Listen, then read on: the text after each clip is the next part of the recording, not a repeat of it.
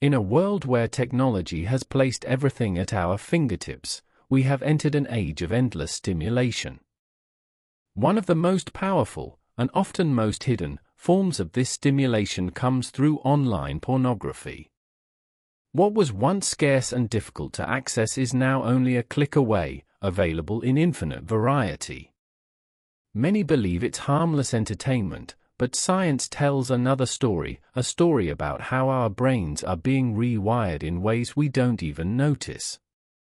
Your Brain on Porn by Gary Wilson explores this quiet revolution inside the human mind. It reveals how unlimited access to digital sexual content can reshape our desires, our motivation, and even our relationships. The book doesn't preach, it explains, using neuroscience and real-life experiences, to show what happens when pleasure becomes a habit, and a habit turns into dependency. It is not a tale of shame, but of understanding, recovery, and hope. Before we begin this journey, take a moment to subscribe to this channel so you won't miss the upcoming chapters. Each one is a step toward awareness, toward seeing what's truly happening inside our minds in the modern digital world. Now, let us open the first page and begin to uncover what really happens when your brain meets the endless stream of online pleasure. Chapter 1. What are we dealing with? The modern world has changed in ways our ancestors could never have imagined.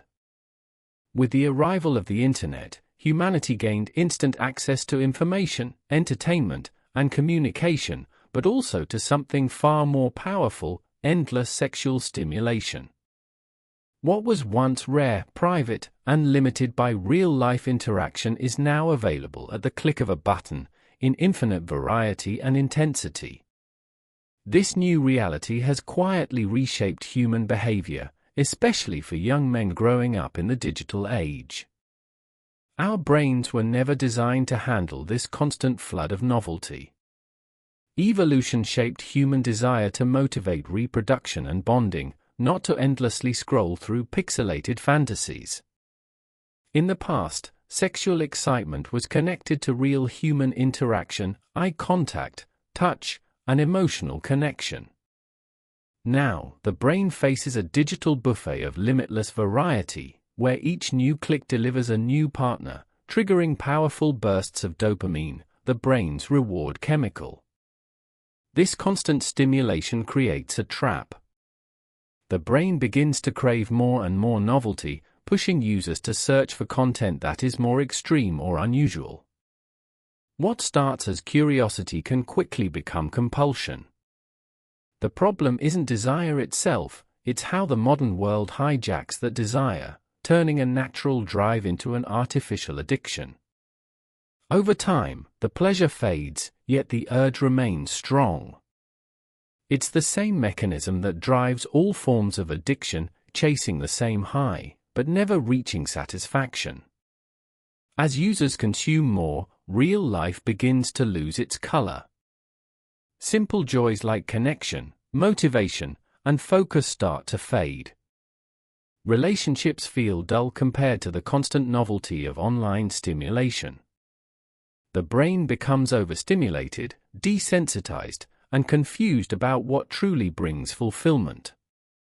Many people don't even realize what's happening, they just feel empty, anxious, or disconnected without knowing why.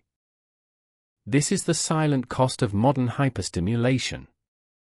What appears harmless, a private, personal habit, can reshape how the brain reacts to pleasure, reward, and connection. It's not a moral issue, but a neurological one. The same brain systems that helped humanity survive are now being manipulated by the digital world.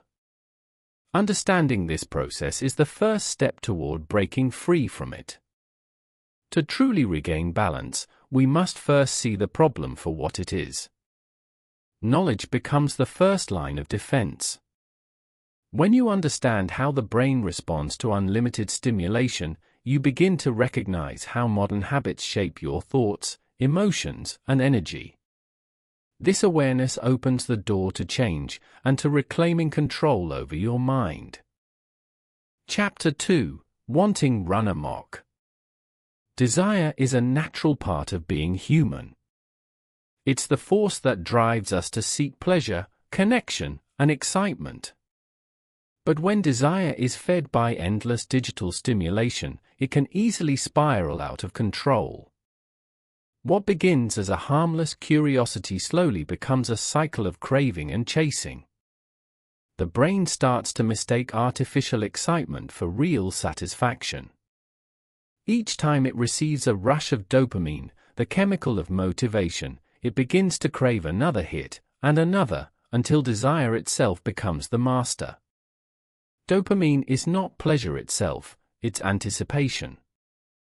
It's what pushes us to act, to seek, to pursue reward. But in the world of online stimulation, dopamine runs wild. Every new image, every new clip, becomes a spark that keeps the brain chasing more. It's a race that never ends, because the goal is constantly moving. The more one consumes, the less rewarding it feels, and yet the urge to continue only grows stronger.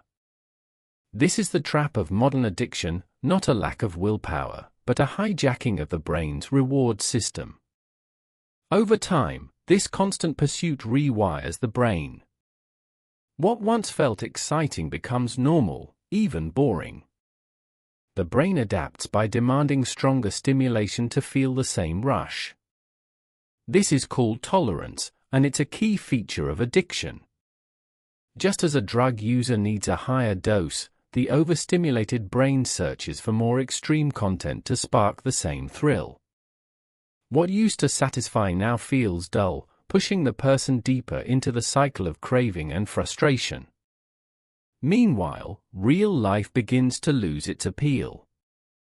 Conversations, hobbies, and even relationships can feel flat compared to the constant novelty of the screen. The mind starts to associate pleasure only with digital fantasy, and everything else feels like a chore. Motivation drops, focus weakens, and emotional balance fades. The person doesn't realize that the very system meant to bring joy has been thrown out of balance. This cycle of endless wanting creates a kind of emotional exhaustion. It's not just about sexual desire, it's about how overstimulation rewires the entire motivational system.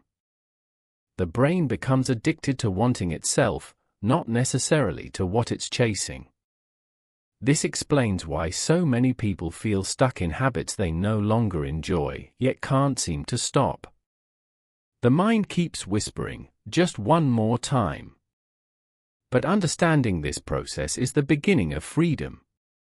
When you see how desire can turn against you, how dopamine can control rather than serve, you gain the power to take back control. Desire, when balanced and guided, is not the enemy. It's energy. And when you learn to direct that energy toward real goals, real connections, and real purpose, it transforms from chaos into strength. Before we continue the book, don't forget to subscribe and like the video. Your support helps us bring you more amazing audiobooks every week. Chapter 3: Regaining Control. At first, it might feel impossible to stop. The habit seems bigger than you, pulling you back again and again no matter how hard you try. But here's the truth, your brain is not broken, it's simply out of balance. The same system that once trapped you in endless craving can also heal itself. This healing process is what many call rebooting, a gradual return to normal sensitivity and self-control. It doesn't happen overnight, but every day without giving in helps your brain remember what calm and real satisfaction feel like. When you stop feeding the addiction, your brain begins to adjust. The flood of dopamine that once came from artificial stimulation slowly settles down. At first, you may feel restless, bored, or even emotionally flat. This is normal. Your brain is recalibrating, like a radio tuning back to the right frequency. The good news is that over time, you begin to notice small changes, moments of clarity, better focus, and a growing sense of peace. Recovery is not only about quitting something, it's about rediscovering what you truly want. When you remove the false excitement of constant stimulation, real desires start to reappear. You might find joy in simple things again: music, conversation, nature, or creative work. These natural sources of pleasure were always there, but addiction had buried them under layers of artificial noise. It's also important to understand that urges will come and go, like waves. Instead of fighting them with panic or guilt, learn to observe them calmly. Each time you let a wave pass without giving in, your brain grows stronger. You are training it to choose long-term peace over short-term excitement. With patience, these waves become weaker, and you begin to feel free in a way you may not have felt for years. Support makes a difference. Sharing your journey with others, through online communities, trusted friends, or therapy, can remind you that you're not alone. Many people are walking this same path, facing the same struggles, and learning to live without depending on digital pleasure. Together, recovery feels less like a battle and more like a shared return to balance. Regaining control is not about perfection, it's about direction. Each day without relapse is a quiet victory. Every moment you choose awareness over impulse rewires your brain for freedom. In time, the fog lifts, your energy returns, and you realize that what you were searching for through screens was never there, it was always within you. We live in a time where science and technology have changed almost everything about how we live, think, and feel. The same tools that make life easier can also make it more complicated. The internet has connected the world, but it has also created new forms of distraction and dependence. Understanding this balance between what helps us and what harms us is one of the most important lessons of our generation.